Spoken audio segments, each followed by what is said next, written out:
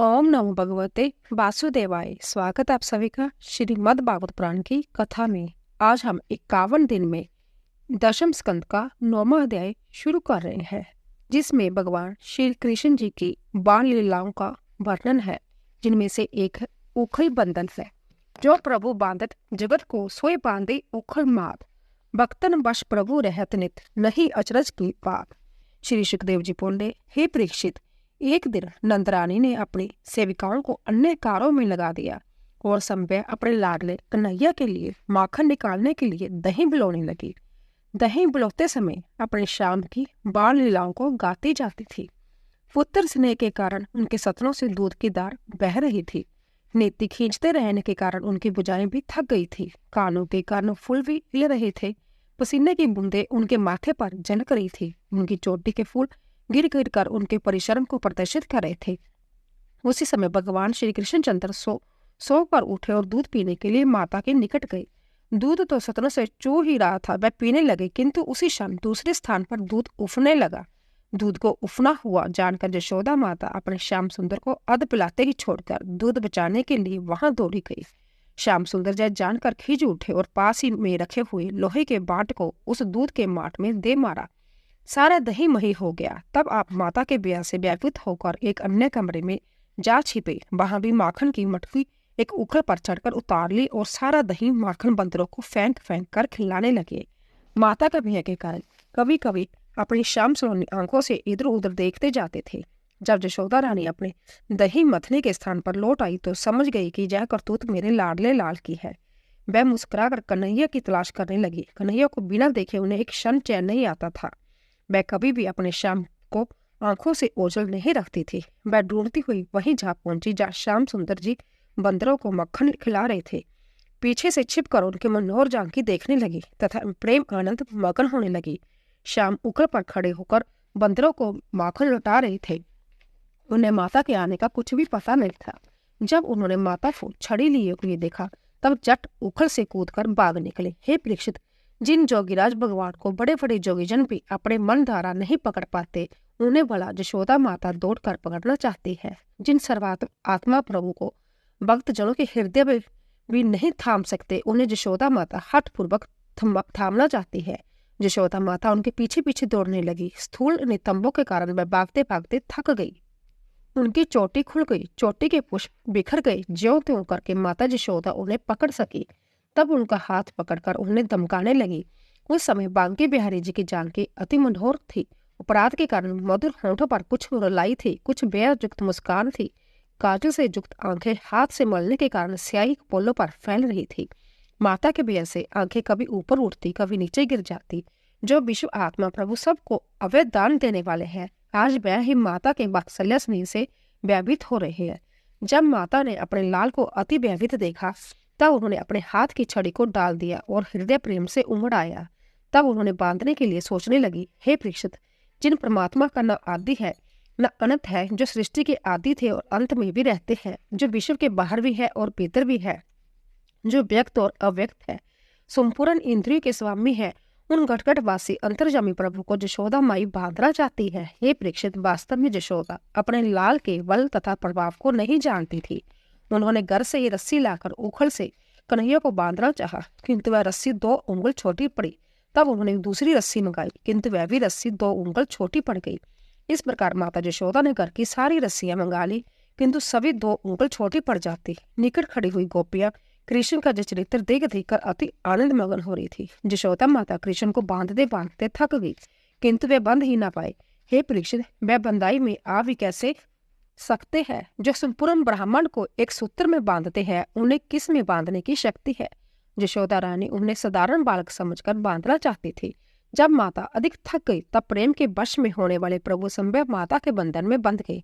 हे परीक्षित, वह परम स्वतंत्र प्रभु ब्रह्मा शंकर इंद्र आदि सब क्यों वश में करने वाले हैं। उन्होंने जय सिद्ध करने के लिए कि मैं अपने प्रेमी भक्तों के द्वारा प्रेम पाश में बांधा जा सकता हूँ, संभव अपने को यशोदा के प्रेम पाश में बंधा लिया। हे परीक्षित, नंद मेहरी उन सर्व आत्मा प्रभु को उखल से बांधकर अपने घर को चले गई।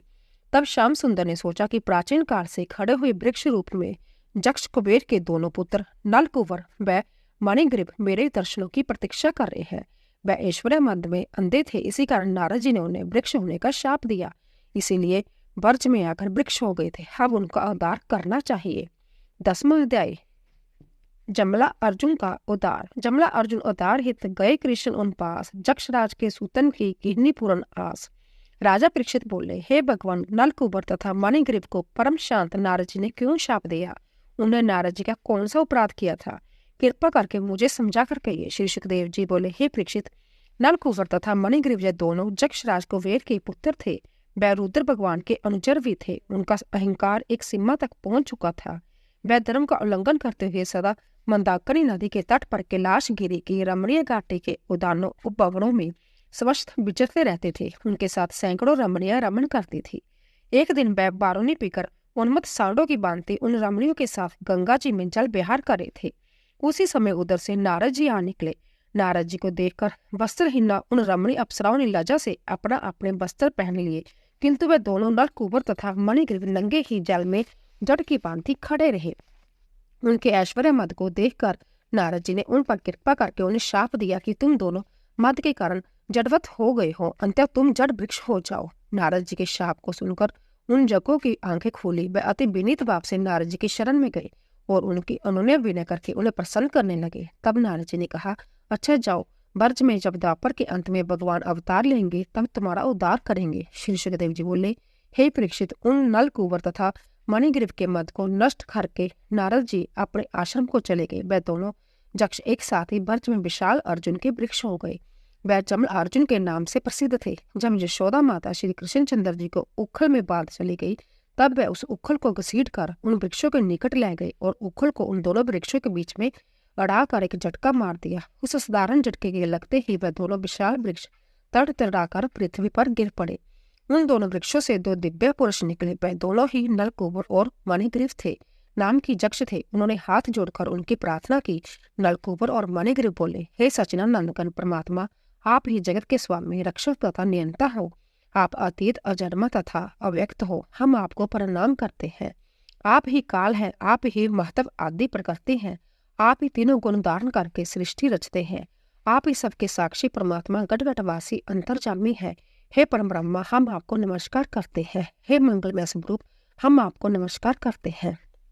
जदुवंश श्रोमणी घनश्याम को हम प्रणाम करते हैं। श्री सुखदेव जी बोले, हे परीक्षित, भगवान की महिमा अति विचित्र है।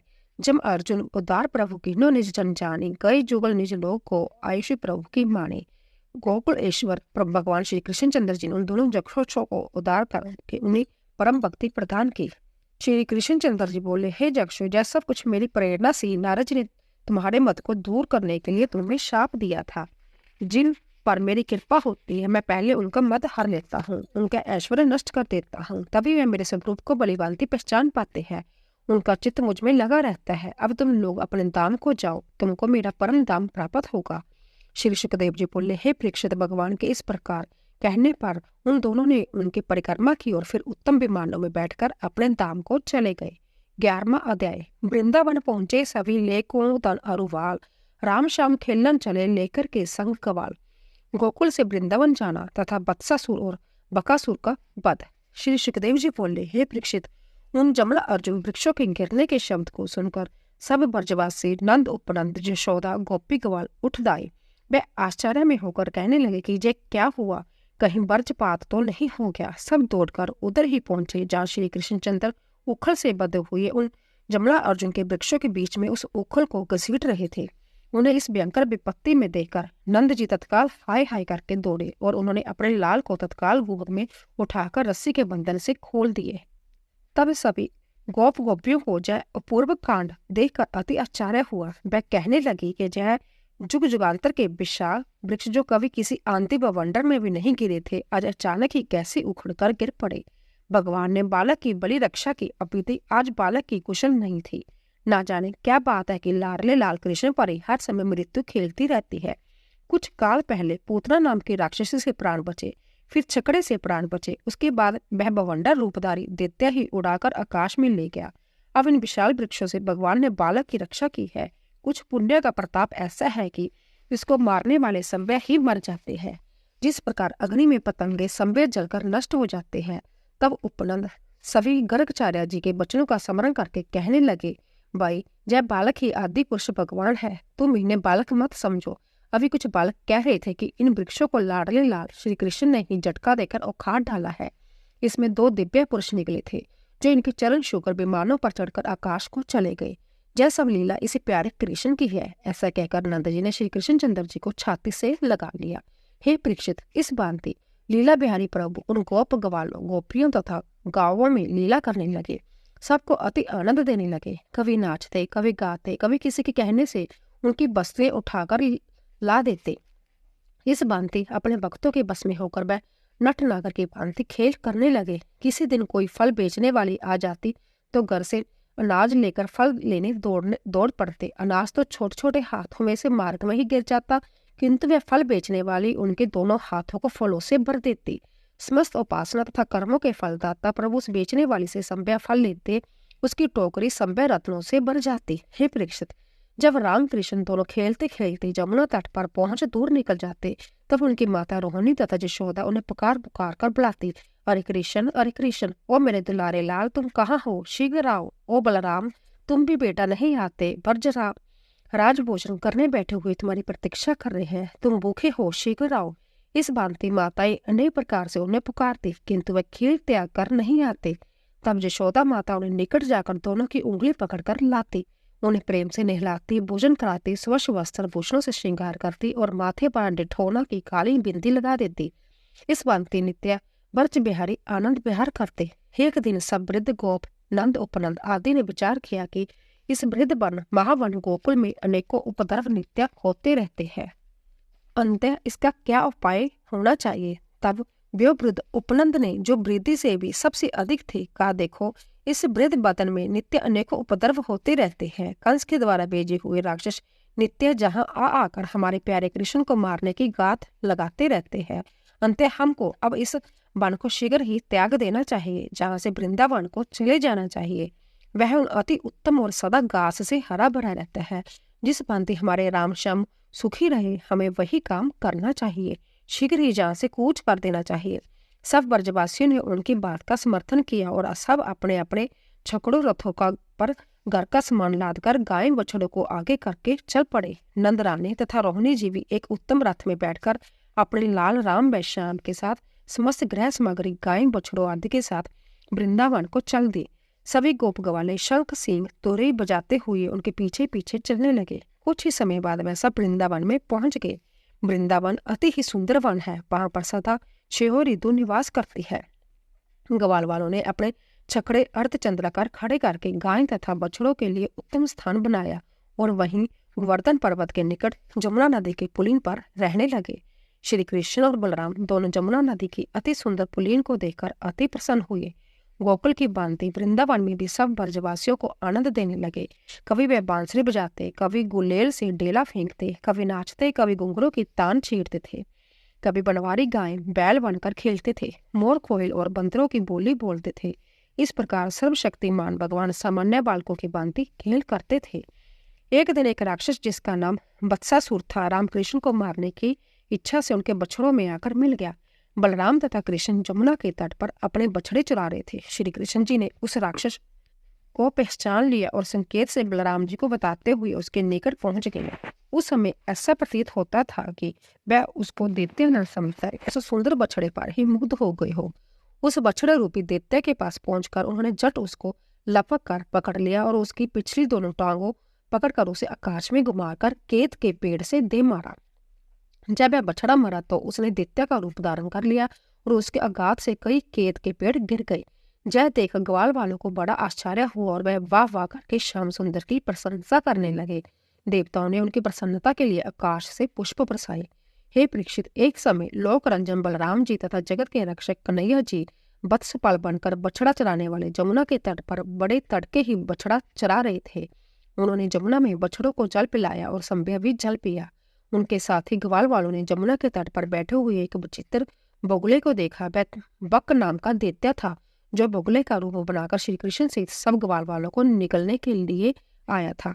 वह बलवान था और उसकी चोंच बड़ी तीक्ष्ण थी। उसने जट श्री कृष्ण चंद्र को झपट कर निकल लिया। जब बगुला श्री कृष्ण चंद्र को निकल गया तब ग्वालवाल और बलराम जी की वही दिशा हुई जो बिना प्राण के शरीर की होती है। वह अचेत होकर गिर गई। हे परीक्षित, जो जगत के पिता है वह गोपाल बालक बनकर लीला कर रहे थे।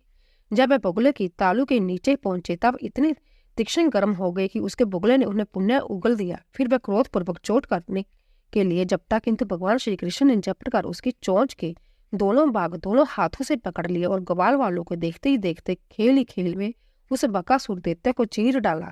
भगवान श्री कृष्ण जी के इस कौतुक को देखकर देवताओं को अति प्रसन्नता हुई और पुष्पों की वर्षा करने लगे। ग्वालवाल तथा बलराम जी दौड़कर श्री कृष्ण के निकट गए और उनको कंठ से लगा लिया। इसके पश्चात वे अपनी गांव को हाँक कर अपने घरों को गए। वहां जाकर उन्होंने बकासुर वध की सारी घटना अपने घर वालों को सुनाई। हे परीक्षित, बकासुर वध घटना से गोप ग्वाल अति आश्चर्य में हुए और वह श्री कृष्ण चंद्र को काल के गाल से बचा हुआ जानकर उनकी ओर अति प्रेम बड़ी दृष्टि से देखने लगे। उन्होंने कहा कि यह बालक अवश्य कोई ब्रह्मवेत्ता तथा भगवान का अवतार है। गर्गाचार्य ने भी ऐसा ही कहा था, क्योंकि जो भी असुर इसको मारने के लिए आता है वह संभव ही अपने आप मारा जाता है। नंद बाबा आदि सभी गोप इस बांति राम तथा श्याम के विषय में बातें करते करते तन्मय हो गए। इसी बांति श्री कृष्ण तथा बलराम जी वर्ज में अपनी बाल व्यवस्था व्यतीत करने लगे। 12वां अध्याय। अगासुर उदार। दैत्य अगासुर मारकर बेजो निज पुरनाथ, कूदी कूदी खेलन लगे ले ग्वालन प्रभु साथ। श्री सुखदेव जी बोले, हे परीक्षित, श्याम बलराम एक दिन बड़े तड़के उठे और अपनी मुरली, सींगा, लुकुटी तथा कलेवा आदि लेकर गाय चराने के लिए बड़े तड़के ही वन की ओर चल दिए। साथ में ग्वालवाल भी सैसरों गोइन पछड़े लेकर प्रसन्नता से उनके पीछे पीछे हो लिए। उन सभी के साथ छींके, बैंद, सींग, बांसुरी आदि क्रीड़ा के समान थे। वह सब मिलकर बालुचित क्रीड़ा करते हुए वन में विचरने लगे। ग्वालवाल सभी गंगुची, मणि, सुवर्ण आदि को गहने पहने हुए थे, किंतु फिर भी उन्होंने वन के पुष्प तथा माला और मोर पंखों से अपने को बड़ी प्रकार सजाया। कोई किसी का कलेवा चुरा लेता, कोई किसी का छींका चुरा लेता। जब उसके स्वामी को पता चलता तब वह दूसरों को दे देते और दूसरा तीसरे को, तीसरा चौथे को। इस प्रकार जब तक वह रोहासु नहीं आ जाता तब तक उसे उसकी वस्तु नहीं देते थे। वर्ष बिहारी भगवान श्री कृष्ण चंद्र आनंद कंद इस प्रकार बाल क्रीड़ा करते हुए वन में आगे बढ़ गए। जब वह आगे चले जाते तब ग्वालवाल उन्हें पकड़ने की होड़ लगाते। कोई बांसुरी बजाता, कोई सींग बजाता, कोई कोयल के स्वर में स्वर मिलाता, कोई बन के पक्षी को पकड़ने के लिए दौड़ता। इस भांति वन में क्रीड़ा करते हुए निर्भयता से विचरने लगे। हे परीक्षित, भगवान श्री कृष्ण चंद्र जी साक्षात ब्रह्मानंद तथा भक्तों के आराध्य देव है। मैं परम ऐश्वर्यशाली भगवान उन ग्वाल वालों के लिए उनके प्रिय सखा थे। ग्वाल वाल भाई बड़े भाग्यशाली थे जिनके साथ वह ब्रज बिहारी घनश्याम नित्य विहार करते थे, जो भगवान जोगियों के लिए भी असाध्य अप्राय था। वह उन ग्वाल वालों को नित्य प्रति अपने कंठ से लगाते तथा उनके साथ बाल क्रीड़ा करते थे। उनसे अधिक सौभाग्यशाली और कौन हो सकता है। हे परीक्षित, उसी समय कंस का बेटा अगासुर नाम का दैत्य, जो पूतना और बकासुर का छोटा भाई था, वहां पर आया। वह इतना महाबली था कि उसके पेया से देवता भी कांपते थे। जब अगासुर ने भगवान श्री कृष्ण चंद्र और बलराम जी को ग्वाल वालों के साथ विचरते देखा तब अपनी बहन पूतना और भाई बकासुर का बदला लेने की ठानी। उसने तत्काल अजगर का रूप बनाया और मार्ग में मुंह फाड़ कर पड़ गया। उस मुख को ग्वाल वालों ने वृंदावन के पहाड़ों की एक गुफा समझी। वह सोचने लगे कि जय भी इस वन की एक अद्भुत गुफा है। उसके मुख के अंदर की दाने पर्वत शिखर के समान प्रतीत होते थे और उसकी लाल जीव अंदर जाने का मार्ग प्रतीत होता था। उसकी श्वास दावानल के समान प्रतीत होती थी। अगासुर के ऐसे रूप को देखकर उन ग्वाल वालों ने सोचा कि जय वृंदावन धाम की एक शोभा है। वह बाल सुलभ क्रीड़ा करते हुए उसके निकट पहुंच गई। कोई कहता, अरे जय तो कोई जीव सा प्रतीत होता है। कोई कहता, अरे भाई जय गर्म गर्म श्वास अजगर की सी प्रतीत होती है, जय हम सबको निकल लेगा। इस बातें करते हुए उसके मुख के निकट पहुंच गई। तब उस अगासुर ने एक तीव्र श्वास खींची जिससे सभी ग्वालवाल उसके मुख में चले गए। जब अंतर्जामी भगवान श्री कृष्ण चंद्र ने यह जाना कि बेचारे मेरे शरणागत ग्वालवाल इसके मुख में चले गए, तब उन्होंने यह निश्चय किया कि किस उपाय से जय ग्वालवाल बच सकते हैं और कैसे जय अजगर रूपी राक्षस मारा जा सकता है। अभी अगासुर ने मुंह बंद नहीं किया था, वह श्री कृष्ण को निकलने की प्रतीक्षा में था। उन भगवान श्री कृष्ण चंद्र ने ग्वाल वालों की रक्षा के लिए शीघ्र ही अपने को अगासुर के मुख में डाल दिया। यह देखकर आकाश में स्थित देवतागण अति व्याकुल हुए और वह हाय हाय करने लगे। उस राक्षस ने प्रसन्न होकर अपना मुंह बंद कर लिया। वह अगासुर बछड़ों ग्वाल वालों सहित भगवान श्री कृष्ण चंद्र को चबाने ही वाला था कि उस समय भगवान श्री कृष्ण चंद्र ने उस अजगर के कंठ में जाकर अपने शरीर को इतना बढ़ाया कि उसकी श्वास बंद हो गई, उसकी आंखें उलट गई और वह छटपटा कर निशेष हो गया। उसके भीतर से एक बड़ी ज्योति बाहर निकली। वह ज्योति दिशाओं में प्रज्वलित हो उठी, थोड़ी देर तक बाहर स्थित रही और भगवान के बाहर निकलने की प्रतीक्षा करने लगी। जब भगवान श्री कृष्ण चंद्र ग्वाल वालों सहित उस अजगर के मुख से निकल आए, तब वह ज्योति उनमें समा गई। हे परीक्षित, अगासुर दैत्य को मरा जान देवतागण आकाश से पुष्पों की वर्षा करने लगे। गंधर्व अप्सरा नाचने गाने लगी। उनके जय जयकार की ध्वनि ब्रह्मलोक तक में पहुंची। जय देखकर ब्रह्मा जी को बड़ा आश्चर्य हुआ। हे परीक्षित, उस अजगर का वह अस्थि पंजर सूख कर बहुत काल तक उन ब्रजवासियों के लिए गुफा के समान क्रीड़ा स्थल बन गया। जब श्री कृष्ण ने अगासुर दैत्य को मारा था, तब उनकी अवस्था 5 वर्ष की थी और ग्वाल वालों ने उनकी अगासुर वध की बात जब अपने घर कही, तब उनकी अवस्था 6 वर्ष की थी। अर्थात 1 वर्ष पश्चात उन्होंने यह कथा कही। श्री सूत जी बोले, हे शौनक जी, जदवंश शिरोमणि भगवान श्री कृष्णचंद्र ने ही राजा परीक्षित की रक्षा की थी। उन्होंने ही अपने शरणागत उन ग्वाल वालों की रक्षा की। उन्होंने अपनी अमर्थमयी दृष्टि से उन ग्वाल वाल बछड़ों को जीवित किया। राजा परीक्षित बोले, हे ब्राह्मण, जय तो उन भगवान के लिए कोई आश्चर्य की बात नहीं कि उन्होंने अपने शरणागत ग्वाल वालों की रक्षा की, क्योंकि उन्होंने संभव मेरी रक्षा की है।